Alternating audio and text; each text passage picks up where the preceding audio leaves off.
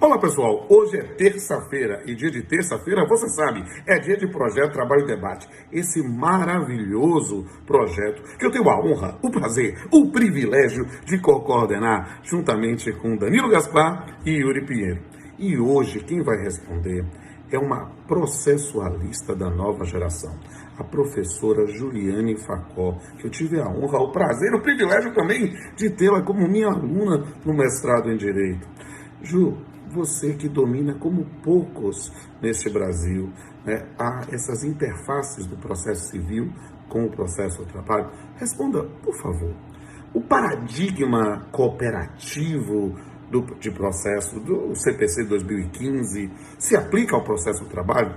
Essa interface do processo civil e do processo de trabalho, você vai saber a resposta lá no perfil da Juliane Facó, que vai aparecer aqui em cima. E aproveite a oportunidade para seguir.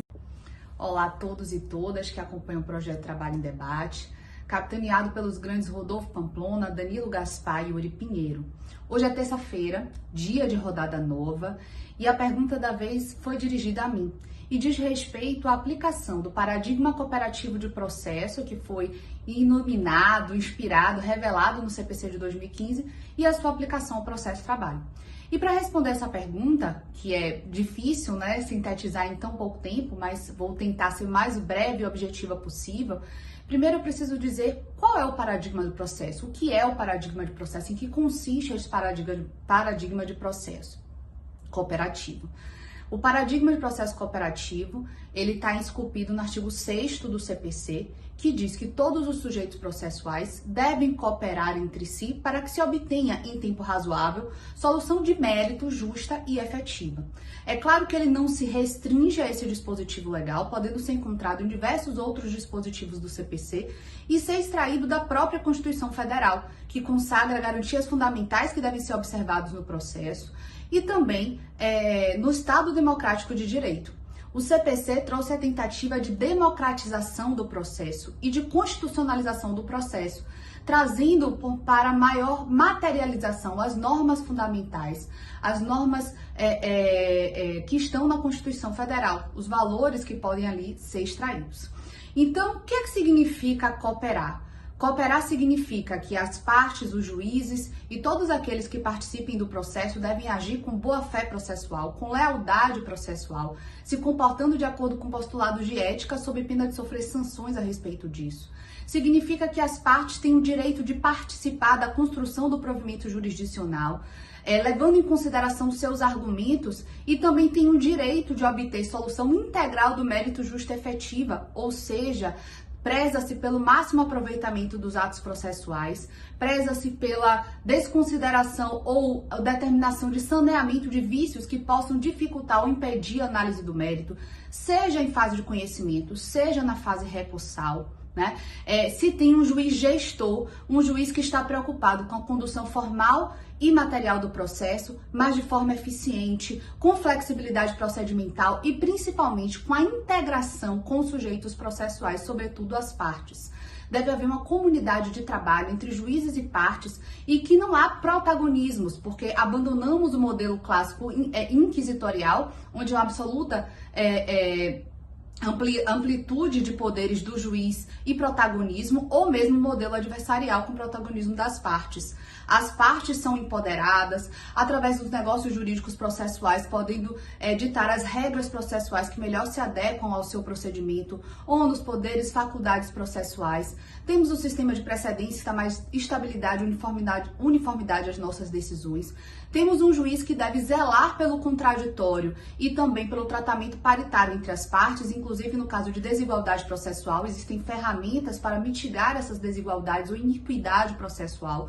Temos um juiz também empoderado, na medida que no artigo 139 existem vários poderes, deveres, direitos, em que facilitam a condução formal e material do processo, um verdadeiro gerenciamento processual. O juiz, no artigo 139, inciso 4º, pode utilizar todas as medidas mandamentais, condutivas, coercitivas, subrogatórias, que efetivem a sua decisão, que tornem o cumprimento da sua decisão efetivo. E diversas outras normas no CPC podem ser encontradas para efetivar a decisão judicial. De modo que a cooperação que está prevista no CPC é uma cooperação normativa, sistêmica. Aqueles que não cooperarem vão ter consequências dentro do sistema, seja ele o juiz, as partes, as testemunhas, né? Uma decisão proferida sem observância do contraditório dinâmico e efetivo, uma decisão surpresa, uma decisão em que não foi dialogado com as partes, levado em conta as suas considerações, é uma decisão nula. Uma decisão que não observa a fundamentação do 489, parágrafo 1º do CPC,